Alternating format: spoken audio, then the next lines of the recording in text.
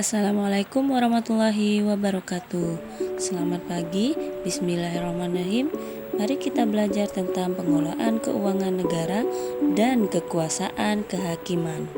Pembahasan terdiri dari pengelolaan keuangan negara kesatuan Republik Indonesia, peran Badan Pemeriksa Keuangan menurut Undang-Undang Republik Indonesia tahun 1945, dan penyelenggaraan kekuasaan kehakiman dalam Undang-Undang Dasar Negara Republik Indonesia tahun 1945. Setiap negara mempunyai berbagai macam kebutuhan untuk mensejahterakan rakyatnya. Akan tetapi, tidak semua kebutuhan tersebut dapat dipenuhi sendiri. Mengapa? Karena diperlukannya bantuan negara lain untuk memenuhinya. Untuk mewujudkan hal tersebut, negara memerlukan pembiayaan. Istilah pembiayaan ini erat kaitannya dengan keuangan negara. Apa sebenarnya keuangan negara itu? Dan bagaimana mekanisme pengelolaan keuangan negara? Lalu, siapa yang bertanggung jawab mengelola keuangan negara? Mari kita simak penjelasan materinya.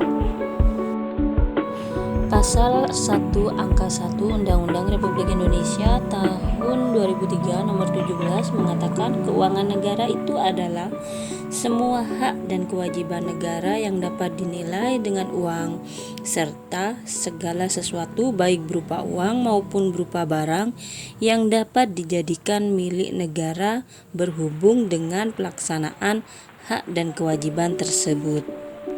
Keuangan negara merupakan komponen yang amat penting dalam penyelenggaraan negara. Proses pembangunan tidak akan berjalan lancar apabila keuangan negara tidak stabil atau terganggu. Oleh karena itu, kedudukannya amat penting. Keuangan negara diatur dalam Undang-Undang Negara Republik Indonesia tahun 1945 bab 7 seperti yang tertera pada tabel berikut. Kemudian, apa saja yang menjadi sumber keuangan negara? Sumber keuangan negara meliputi pajak, retribusi, keuntungan BUMN atau BUMD, denda dan sita, pencetakan uang, pinjaman, sumbangan, hadiah, hibah, atau penyelenggaraan undian berhadiah. Berlanjut pada mekanisme pengelolaan keuangan negara. Indonesia mempunyai potensi sumber keuangan yang sangat besar.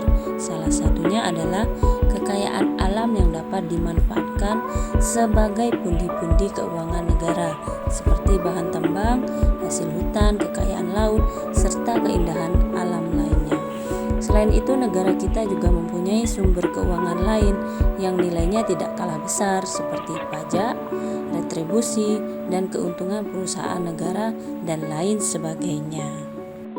Sumber keuangan negara tidak selamanya memberikan hasil yang optimal. Oleh karena itu, diperlukan tindakan yang amat bijak dalam menggunakan keuangan negara. Dengan kata lain, pengelolaan keuangan negara harus benar-benar efektif dan efisien, sehingga program penggunaan dapat dilaksanakan sesuai dengan rencana. Lalu, siapa sebenarnya yang bertanggung jawab atas kegiatan pengelolaan keuangan negara? Pada Undang-Undang Republik Indonesia Nomor 17 Tahun 2003 tentang Keuangan Pasal 6 Ayat 1 menyebutkan Presiden selaku kepala pemerintahan memegang kekuasaan pengelolaan keuangan negara sebagai bagian dari kekuasaan pemerintah. Apakah Presiden menjalankan sendiri kekuasaan pengelolaan keuangan negara? Tentu saja tidak. Dalam Pasal 6 Ayat 2 Undang-Undang Republik Indonesia Nomor 17 Tahun 2003 tentang Keuangan Negara diuraikan bahwa kekuasaan sebagaimana dimaksud dalam ayat 1.